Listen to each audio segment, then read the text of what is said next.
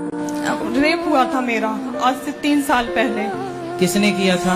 मुझे नहीं पता क्या था क्या नहीं था, क्योंकि पहले मैं बहुत वैसी थी, मतलब अच्छी लगती थी, सारी चीजें थी, घर में रहती थी, पढ़ाई करती थी, मुझे नहीं पता कौन था कौन नहीं था। 3 साल पहले? 3 साल पहले। आप कितने वर्ष की थी उस समय? 17 साल की। 17 साल की। और तो कौन लोग थे? एक था या 2 थे? 3 लोग। 3 लोग थे। तो आपने पहचाना नहीं? नहीं, मैं घर से स्कूल ही जा रही थी, उस टाइम पे मेरे सर पे डंडा मारा और उसी मंदिर में मेरा रेप किया।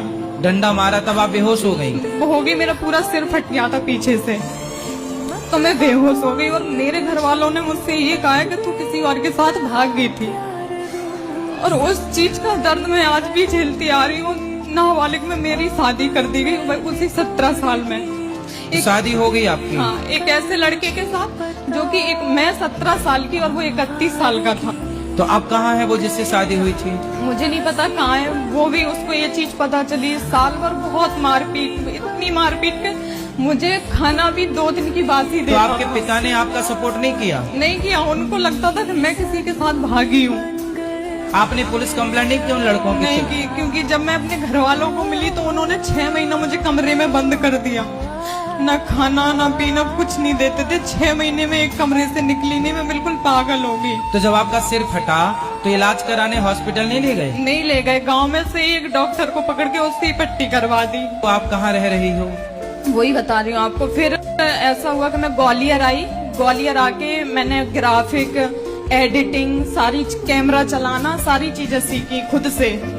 जॉब भी करती थी और सीखती भी थी। ठीक है। इससे मुझे अच्छा काम भी मिलता रहा, पॉलिटिकल काम मिलता रहा, और मैं करती रही। तो घर वालों को लगा कि मैं अब ठीक ठाक हो गई हूँ, तो मुझे बुलाने लगे। पहले कोई सपोर्ट नहीं कर रहा था। जब आप पैसा कमाने लगी तो बुलाने लगे? अभी दिवाली पे वो लोग परेशान थे, तो मेरे पास फोन आया कि बेटा पैसों की जरूरत है, कलर करवाना है, ये करवाना है। मैंने 60,000 रुपए उनको डाल दिए, बिना कुछ सोचे, बिना कुछ समझे। मैं खुद की हालत नहीं संभाल पा रही, तो कल मुझे घर से निकाल दिया उन लोगों ने।